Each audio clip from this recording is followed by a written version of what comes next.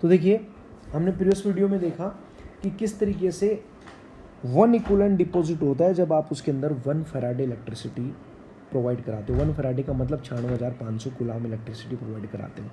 देखिए तो यहाँ पे मैं ये कहता हूँ कि व्हाट इज़ इक्विवेलेंट, क्योंकि मोल तो आप सब लोग जानते हैं कि एक मोल के अंदर उसके 6 × 10⁻23 परमाणु, आयन या अणु जो भी होते हैं वो सब होते हैं। But what is equivalent, equivalent को हिंदी में बोला जाता है तुल्यांक। क्या बोलते हैं इसको? तुल्यांक। तुल्यांक। व्हाट इज ए तुल्यांक, समझने के लिए मैं आपको बताता हूँ।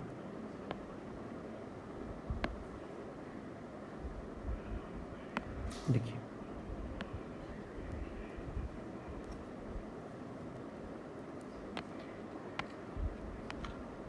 आप देख सकते हैं, देखिए आप देख सकते हैं कि व्हाट इज ए तुल्यांक। यहाँ तक समझ में आ गया आपको कि जो तुल्यांक होते हैं वो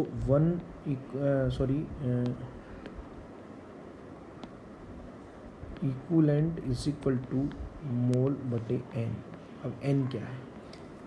अगर देखो एन की वैल्यू 1 होती है तो फिर इक्विवेलेंट बराबर मोल हो जाएंगे। जैसे सोडियम के केस में कोई दिक्कत नहीं है, क्योंकि सोडियम जो होता है वो 1 इलेक्ट्रॉन लेकर के और सोडियम बना देता है। तो यहाँ पे एन का मान होगा 1, कितने इलेक्ट्रॉन प्रोवाइड करने पर कितना उसमें डिपॉजिट होगा।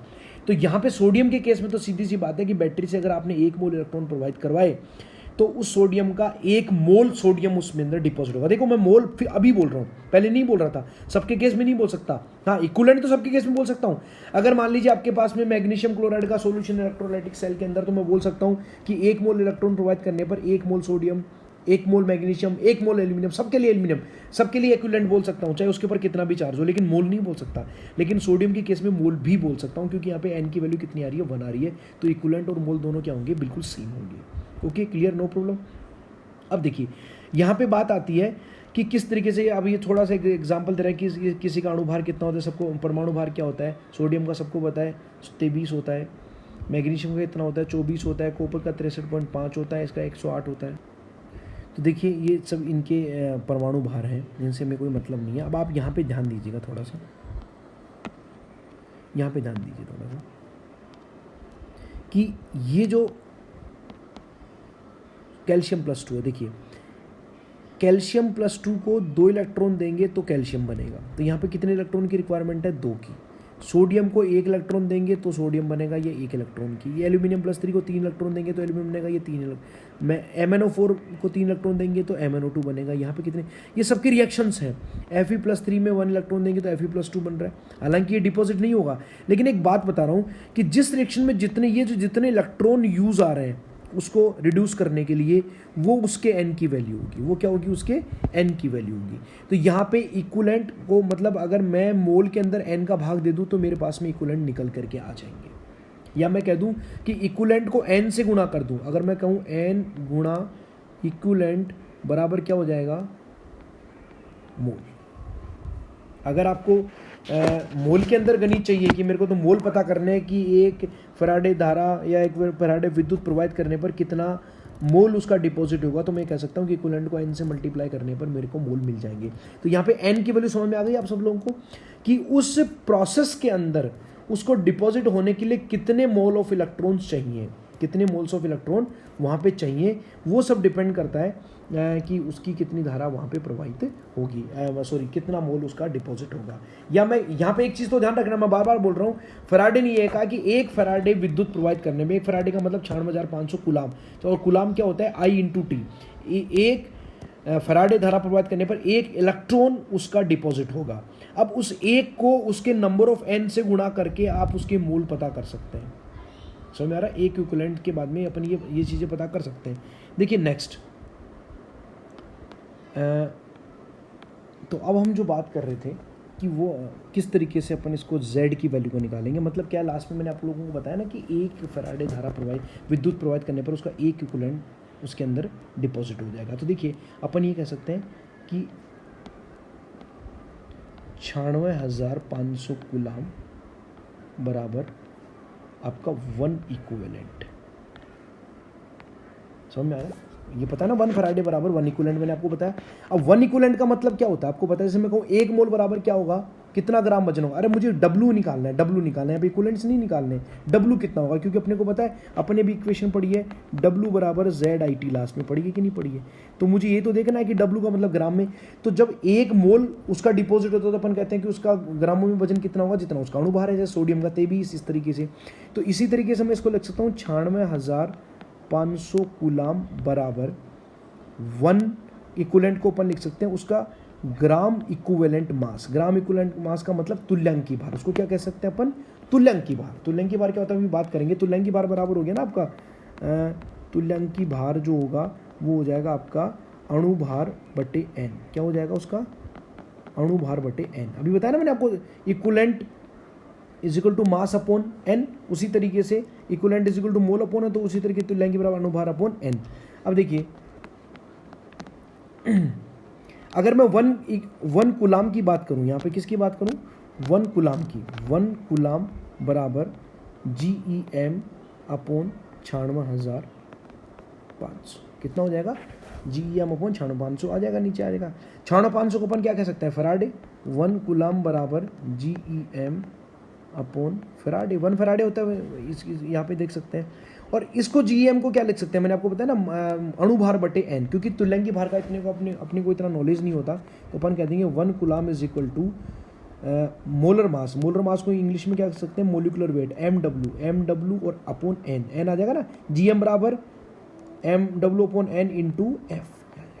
और 1 कूलाम कब हुआ था, याद कीजिए 1 कूलाम कब होगा, मैंने आपको कहा था ना कि जब 1 एम्पियर की धारा 1 सेकंड तक प्रवाहित की जाए तो उसके अंदर इलेक्ट्रिसिटी किसके बराबर होगी, 1 कूलाम के बराबर होगी। तो 1 कूलाम को अपन क्या कह सकते हैं, Z की वैल्यू बोल सकते हैं, कि मैं यही तो देखना चाह रहा हूँ कि 1 कूलाम जब विद्युत प्रवाहित होगी तो कितना W प्रवाहित होगा। तो आपका जो W बराबर ZET है, तो W बराबर Z की वैल्यू आ गई आपकी ये वाली, molecular weight upon n into F into W, ये W रहा, IT एज इट इज रख दिया। Z की वैल्यू को मैं फिर बोल रहा हूँ, Z की वैल्यू क्या है, ये आप देखो नीचे लिखा हुआ है सारी चीज़ें, कि Z की वैल्यू क्या है, कि 1 कूलाम धारा प्रवाहित करने पर कितनी मात्रा में W डिपॉजिट होगा।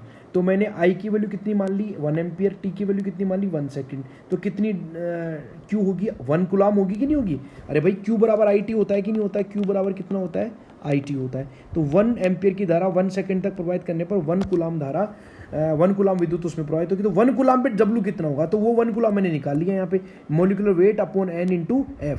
और इसको देखो, ये केवल फॉर्मूला याद रखने के लिए है केवल, बाकी मैं न्यूमेरिकल आपको इसको सोल्व करके बता दूंगा, कोई दिक्कत नहीं है। ओके, तो हम नेक्स्ट वीडियो में हम देखेंगे कि किस तरीके से इसके अंदर, या मैं अभी एक क्वेश्चन आपको सोल्व करके बता देता हूँ थोड़ी देर में, अभी इसके जस्ट बाद में अपन एक क्वेश्चन को देख लेते हैं। इसको हम एक एग्जांपल से समझते हैं, फैराडे लॉ को, देखिए कैसे। ये देख सकते हैं, एक क्वेश्चन हम सोल्व करते हैं। ए solution of copper sulphate electrolysed for 10 minutes with the amount of 1.5 ampere. देखो इंग्लिश में है, अब मैं आपको पूरा इसका बता देता हूँ कि यहाँ पे जो टाइम दे रखा है वो कितना दे रखा है, 10 मिनट। ओके, कितना दे रखा है, 10 मिनट उसने टाइम दे रखा है। उसको मैं सेकंड्स में चेंज करूँगा तो कितना हो जाएगा, 10 इंटू 60 सेकेंड्स। ओके, और एम्पियर दे रखा है आपको यहाँ पे, देखिए अब कितना सिंपल है, अभी आपको पता लग जाएगा। 1.5 एम्पियर, ये आई दे रखा है, टी दे रखा है। What is the mass of copper deposited at the cathode. अब देखिए क्वेश्चन का मीनिंग के लिए अपने को वो भी देखना पड़ेगा। भाई आपने जो बीकर ले रखा है, इस बीकर के अंदर जो सॉल्यूशन है वो किसका है, कॉपर सल्फेट का, जिसमें 2 आयन होंगे, कॉपर +2 और सल्फेट 2 है। कॉपर +2 ही तो कैथोड के ऊपर जाएगा, मैंने बताया ना, कैथोड के ऊपर नेगेटिव चार्ज होता है, तो कॉपर इसके ऊपर डिपॉजिट होगा, और सल्फेट किस पे ऊपर डिपॉजिट होगा, एनोड के ऊपर। तो मुझे कॉपर की बात करनी है, कॉपर कैथोड पे कितना डिपॉजिट होगा। तो वो ये कहता है, फैराडे क्या कहता है कि 1 फैराडे अगर इलेक्ट्रिसिटी उसके अंदर प्रवाहित होगी तो 1 इक्विवेलेंट किसका होगा, कॉपर का डिपॉजिट होगा। 1 फैराडे, ये हमेशा ध्यान रखना, 1 faraday is equal to 1 equivalent of copper. ये सबसे इंपॉर्टेंट चीज़ है। 1 फैराडे का मतलब 1 मोल इलेक्ट्रॉन उसके अंदर प्रवाहित होंगे, उसके लिए आपको 1 फैराडे विद्युत देनी पड़ेगी। और 1 फैराडे बराबर कितना कूलाम होता है, 96,500 कूलाम उसके अंदर धारा प्रवाहित होती है।